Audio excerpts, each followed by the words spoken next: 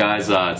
It's me and Ben Pakulski. We're here just talking about some nutrition stuff. I'm getting some advice from him on basically what type of foods I should be eating to basically help me put on more size.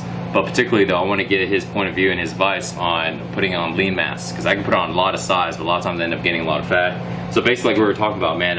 So right now I'm about 192, give or take, sometimes 193. I want to get up to about 200 pounds and put on roughly about 5 to about 7 pounds of muscle. And as you know, I'm making videos all the time, so I still gotta stay lean. That was kind of like the challenge I was talking about. Is I haven't really found a way to be able to put on a lot of size without like losing my abs for a little while.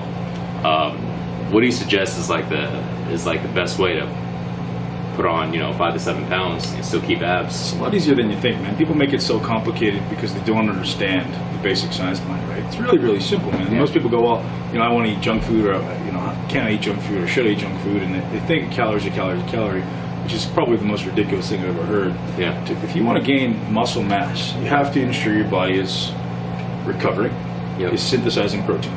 Ultimately, right? You need to make sure you're always building up protein. You're always anabolic and not breaking down protein, catabolic.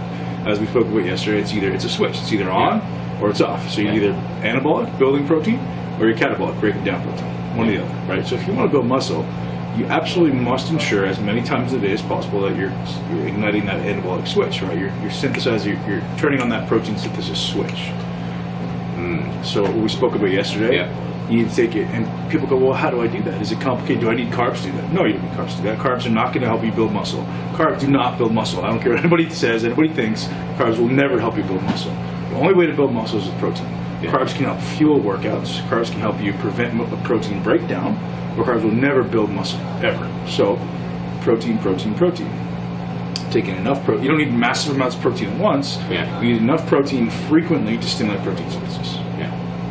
So, and then you're talking about with that leucine, making sure that every meal has what, 5 to 7 grams. So is it? It's between, depending on your size. So the average person like yourself probably do 3 to 4 grams, maybe 3 to 6 grams.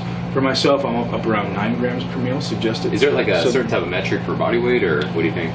Because I know we're recording this, so the guys watching. The average person is probably about 160, 170 pounds, or maybe even less than that. Needs about 3 grams of leucine to stimulate the switch.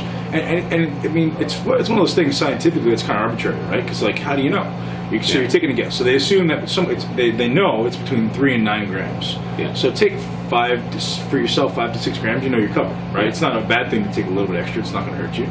So how do we get 5 to 6 grams of leucine in your case? Well, you can either supplement with leucine.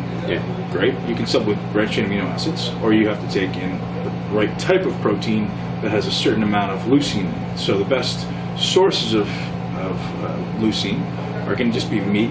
Eggs are great, whey protein. The big mistake people make, and I've done this myself, is taking in vegetarian proteins.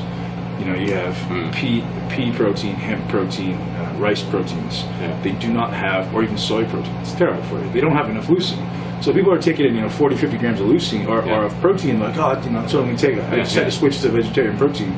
Awesome, but it's doing absolutely nothing to build muscle because it doesn't have the substantial amount of leucine. So either you supplement with leucine in addition to your protein powder, or add some BCAAs to it to make sure you get a leucine switch, because you do need the substrate protein there. You need the substrate amino acids, which is essentially just like a pool of aminos in your blood that must be there to ignite that switch on top of the leucine. So I guess for vegetarians, if they're eating all the different types of vegetarian protein sources, they can supplement BCAAs or just straight up leucine. Straight up leucine. But you have to make sure you have enough substrate in your system. Protein. Substrate just means like protein or amino acids floating around your blood.